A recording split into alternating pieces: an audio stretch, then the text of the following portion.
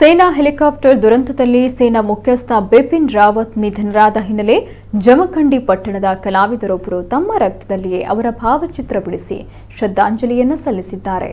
ಸಂಗಮೇಶ ಬಗಲಿ ಎಂಬುವರು ಚಿತ್ರಕಲಾ ಶಿಕ್ಷಕರಾಗಿ ಕೆಲಸ ಮಾಡ್ತಾ ಇದ್ದು, ಹೀಗೆ ಮಹಾನ್ ವ್ಯಕ್ತಿಗಳ ಭಾವಚಿತ್ರವನ್ನು ಬಿಡಿಸಿ ಗಮನವನ್ನು ಸೆಳೆದಿದ್ದಾರೆ. ಇದೀಗ ತಮ್ಮ ರಕ್ತದಿಂದ ಬಿಪಿನ್ ರಾವತ್ ಅವರ ಚಿತ್ರವನ್ನ ಬಿಡಿಸಿದ್ದಾರೆ.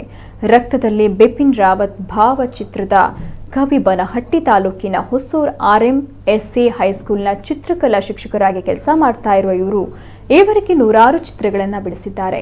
ತಮ್ಮ ರಕ್ತದಲ್ಲಿಯೇ ಮಹಾತ್ಮ ಗಾಂಧಿ, ಅಂಬೇಡ್ಕರ್, ಅಬ್ದುಲ್ ಕಲಾಂ, ಇಂದಿರಾ ಗಾಂಧಿ ಸೇರಿದಂತೆ ಪ್ರಮುಖರ ಭಾವಚಿತ್ರಗಳನ್ನು ರಕ್ತದಲ್ಲಿಯೇ ಬಿಡಿಸಿರೋದು ವಿಶೇಷವಾಗಿದೆ.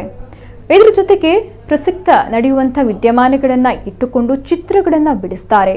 ಕೊರೋನಾ ಆತಂಕದ ಸಮಯದಲ್ಲಿ ಜಾಗೃತಿ ಮೂಡಿಸುವ ಚಿತ್ರಕಲೆ, ಹುತಾತ್ಮರಾದ ಸೈನಿಕರ ಚಿತ್ರಗಳು ಸೇರಿದಂತೆ ವಿವಿಧ ರಾಜಕೀಯ ವಿದ್ಯಮಾನಗಳ ಬಗ್ಗೆ ಚಿತ್ರ ಬಿಡಿಸಿ ಗಮನ ಸೆಳೆದಿದ್ದಾರೆ.